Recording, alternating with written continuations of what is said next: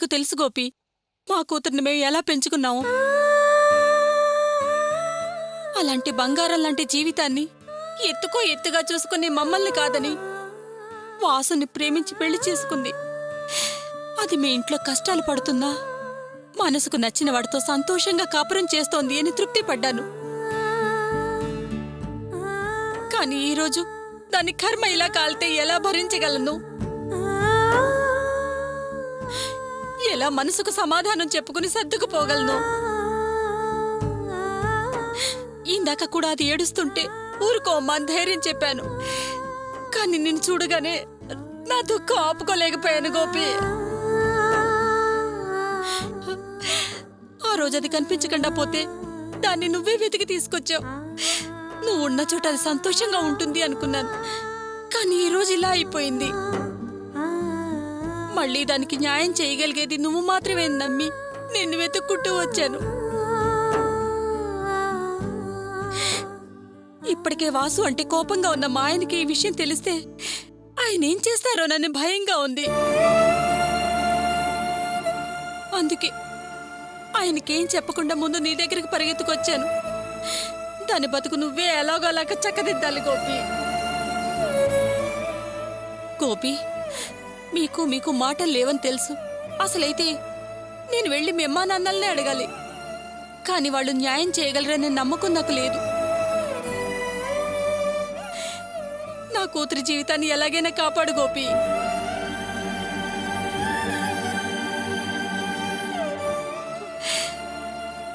ఏంటి గోపి, ఏ సమాధానం చెప్పకుండా అలా మౌనంగా ఉన్నావు? ఇంకెలా ఉంటారమ్మా?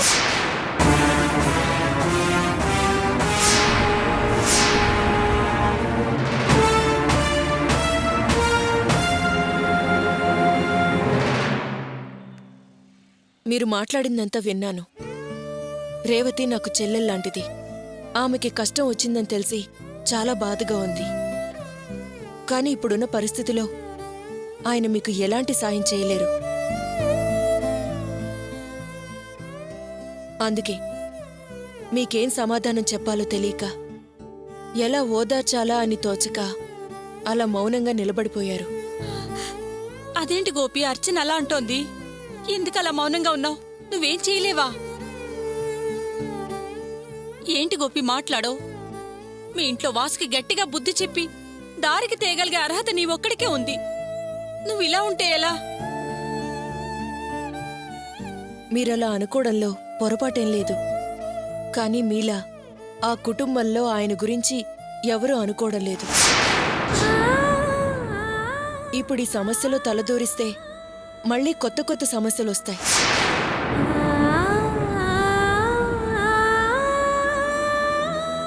ఇప్పుడు కొత్తగా జరిగిన విషయాలేవీ మీకు తెలీదు.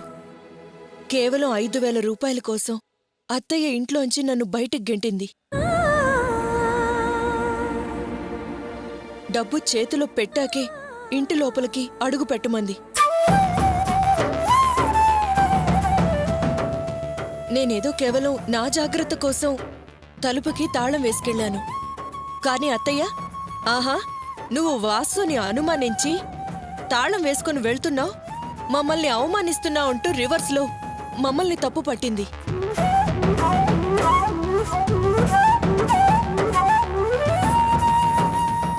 వాసు నిజంగా తప్పు చేసినా మేమెళ్ళి అడిగితే, వాసు అలాంటి తప్పు చేయడు, మీరే వాడంటే గిట్టక అబాండాలు వేస్తున్నారు, చెయ్యని తప్పు నెత్తిన వేసి వేలెత్తి చూపిస్తున్నారని మమ్మల్ని తిడుతుంది. అందుకే ఇప్పుడీ గొడవలోకి దిగడం అంత మంచిది కాదనిపిస్తుంది. మీరు మా ఆయన కోసం ఇక్కడి దాకా వచ్చి రేవతి కాపురాన్ని నిలబెట్టమని అడగడం నాకు గొప్పగా అనిపించింది. కానీ ఈ పరిస్థితిలో ఆయన మీకు ఎలాంటి సాయం చేయలేరని చెప్పడానికి నాకు చాలా బాధగా ఉంది.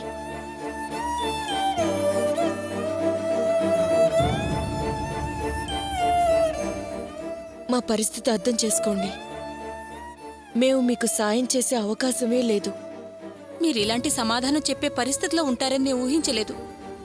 ఇంత వివరంగా చెప్పా కూడా ఇంకా నేనేమడగలను?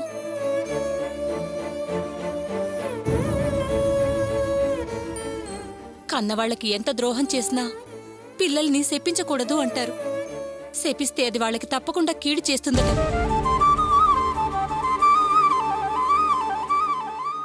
రేవతి మమ్మల్ని కాదని వాసుతో పారిపోయి పెళ్లి చేసుకుంటే నువ్వు బాగుపడవే అంటూ కడుపు మండి అన్న మాటలు దానికి శాపాలయ్యాయి.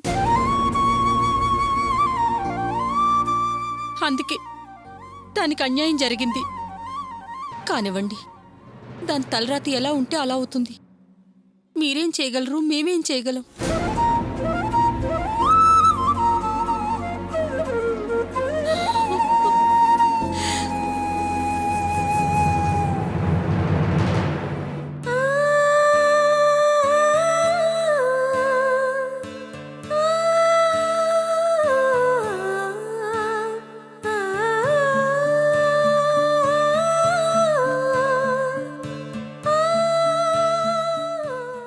ఏంటలా ఉన్నావు?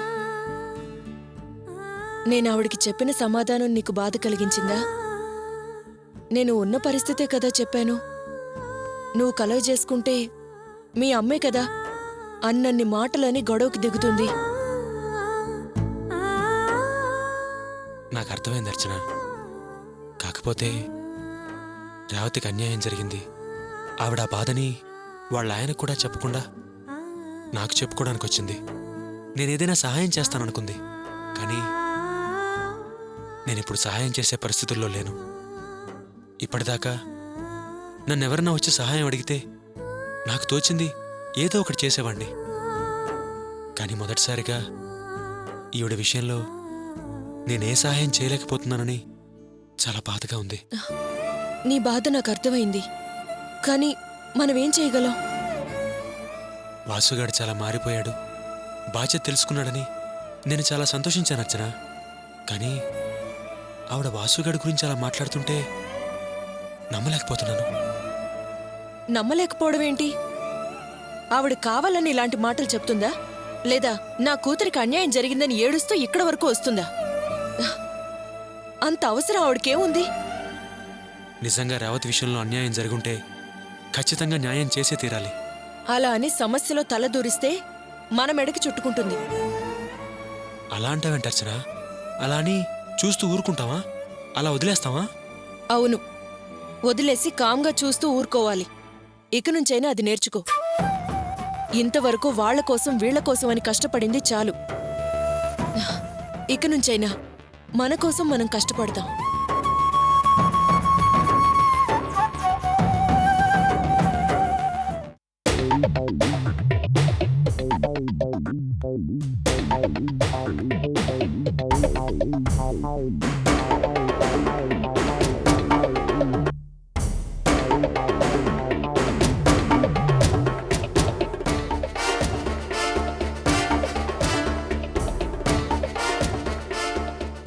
ఈయనేంటి ఇంత మౌనంగా ఉన్నారు? రేవతి ఏం చెప్పుంటుంది?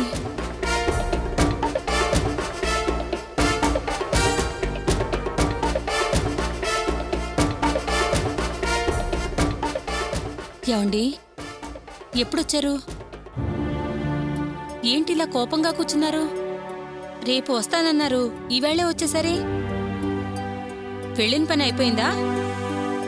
రేవతి, మీ నాన్నగారు వచ్చారు, చూసావా? కాఫీ ఏమన్నా ఇచ్చావా? ఏంటి మాట్లాడదు? రేవతి, రేవతి! ఏంటి ఇంకా ఏడుస్తున్నావు? ఏడవకి ఇంకా చేసేదేముందమ్మా? ఇంక ఈ జీవితానికి మిగిలిందేదే. మీ నాన్నకి తెలిస్తే ఆయన సంగతి నీకు తెలుసు కదా. చంపేస్తా, పొడిచేస్తా, నరికేస్తా అంటూ వెళ్ళి అన్నంత పని చేస్తారు. నా మాట విని ఏడుపా, లేకపోతే తెలిసిపోతుంది. నువ్వేమీ దాచాల్సిన పని లేదు, నాకంతా తెలుసు.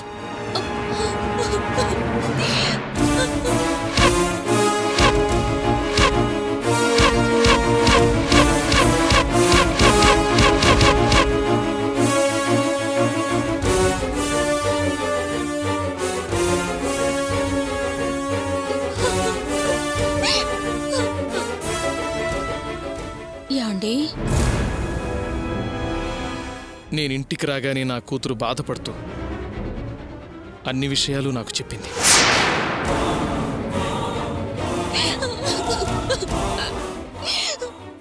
నేనేం చెయ్యాలో అర్థం కాక ఇలా కూర్చున్నాను. నువ్వేమో నాకేం తెలియదని, తెలియకూడదని దాచే ప్రయత్నం చేస్తున్నావు. అది కాదండి, మీకు తెలిస్తే ఆవేశంలో అతన్ని ఏదైనా చేస్తారేమోనన్న భయంతో అలా అన్నాను. ఇన్నాళ్లు కాపురం చేసిందానివి నువ్వు నా దగ్గర దాచాలని చూస్తున్నావు. నీ కడుపును పుట్టిందది. నాకు అన్ని విషయాలు తెలియాలని చెప్పింది.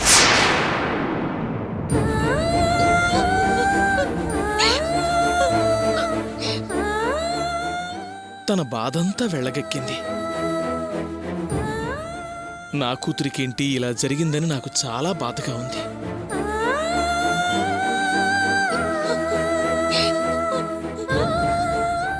కానీ అది నా మీద పెట్టుకున్న నమ్మకానికి, ప్రేమాప్యాయతలకి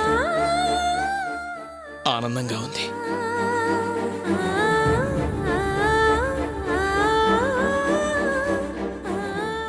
క్షమించండి, నేను మీ మీద నమ్మకం లేక అనటం లేదు.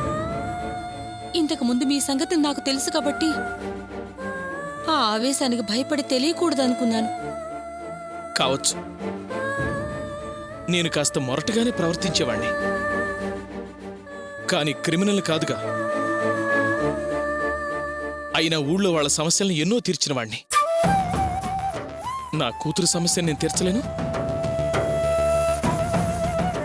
అవును, నువ్వెక్కడికి వెళుస్తున్నావు? నా దగ్గర విషయం దాచి ఎవరి దగ్గర వెళ్ళబెట్టొస్తున్నావు?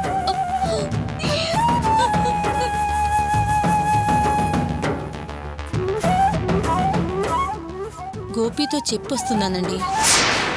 గోపీనా?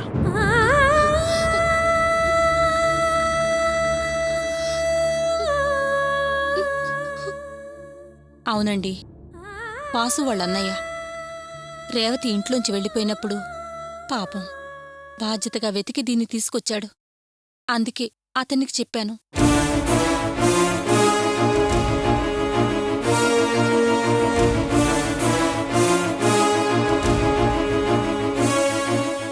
ఏమన్నాడు? నా తమ్ముడు అలాంటివాడు కాదు, ఇలాంటి తప్పులు అస్సలు చేయడన్నాడా? అతను అలా అనలేదండి. మరి ఇంకెలా అన్నాడే?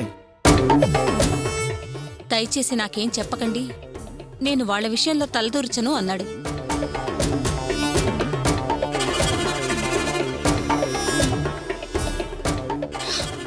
గోపి బావగారు అలా అన్నారా? అతను మనస్ఫూర్తిగా అలా అనలేదమ్మా. కానీ అర్చనే అతన్ని అలా అనేలా చేసింది. నేను నీ భర్తనే, అది నా కూతురు. దాని సమస్య నాకు తెలియకుండా దాచేసి సద్దుమణిగిపోయేలా చేద్దామని నీ ప్రయత్నం నువ్వు చేశావు. అందుకే వాళ్ళు అలా సమాధానం చెప్పారు. వాళ్ళ కుటుంబ విభేదాలు చాలా ఉన్నాయి. ఆ విభేదాలతోటే వాళ్ళు అలా మాట్లాడారు. దానికి వాళ్ళు చాలా కారణాలు చెప్పారు. వాళ్ళు చెప్పింది కూడా న్యాయంగానే ఉందండి. సరే, ఈ సమస్యకి పరిష్కారం నేను చెప్తాను. ముందు వాసు తప్పు చేశాడని రుజువు చేయడానికి మనకి ఆధారం కావాలి. ఆధారం లేకుండా వాసుని తప్పుపట్టి మనం మాట్లాడలేం, నిలదీయలేం. అసలు నిజానిజాలు తెలుసుకున్న తర్వాత మాట్లాడదాం. ఇక నాకు వదిలేండి.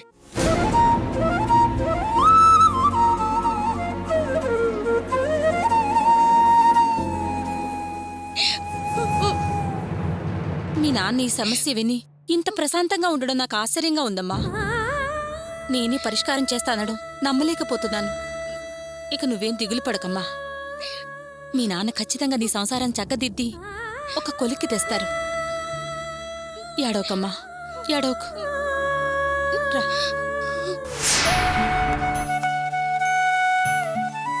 భాగ్యం గారు, అమ్మా భాగ్యం గారు, ఎవరు? నమస్కారం అమ్మా. ఓ మీరా? రండి రండి, కూర్చోండి. అలాగేనమ్మా.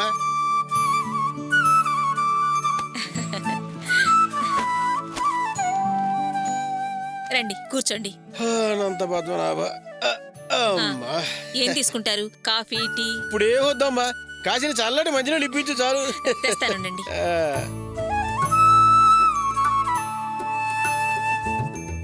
రోజులు ఉండాలి. తీసుకోండి. ఆ, నేను చెప్పిన విషయం ఏం చేశారు? నేను ఆ పని మీదే వచ్చానమ్మా. మీరు చెప్పినట్టు మంచి సంబంధాలు 3 చూశాను. ఫోటోలు కూడా తీసుకొచ్చాను. మంచి వాళ్లే కదా. మామూలు మంచి కాదమ్మా, మహా మంచి సంబంధాలు. అన్ని విధాలా మీకు తగ్గ సంబంధాలు అనుకోండి. ఏది? ఇలా ఇవ్వండి. ఇదిగో, అబ్బాయి పేరు గణేష్, 28 సంవత్సరాలు. ఈ ఊరే, బిల్డింగ్ మేస్త్రమ్మా. మంచి పనితనం, మంచి పేరున్న మహామనిషి. ఆహా, బాగాలేడయ్యా. నాకే నచ్చలేదంటే ఇంకా నా కూతురికి ఏమి నచ్చుతాడు? వద్దులేండి, ఇంకోటి చూపించండి. ఇదిగో అమ్మా, ఇతని చూడు. అమ్మా, ఇతని పేరు సుభాష్, వీళ్ళది నెల్లూరు. ఇతని వయస్సు 26 సంవత్సరాలు. వీళ్ళ అన్నయ్య ఒక కంపెనీలో పెద్ద ఆఫీసరు. తండ్రి తహసీల్దారు, కొడుకు బలాదూర్ అన్నట్టు అన్న హోదా కాదండి. అబ్బాయి ఏం చేస్తున్నాడో అది చెప్పండి. అమ్మా, ఇతను మన గోపిలాగే మెకానిక్. మెకానిక్?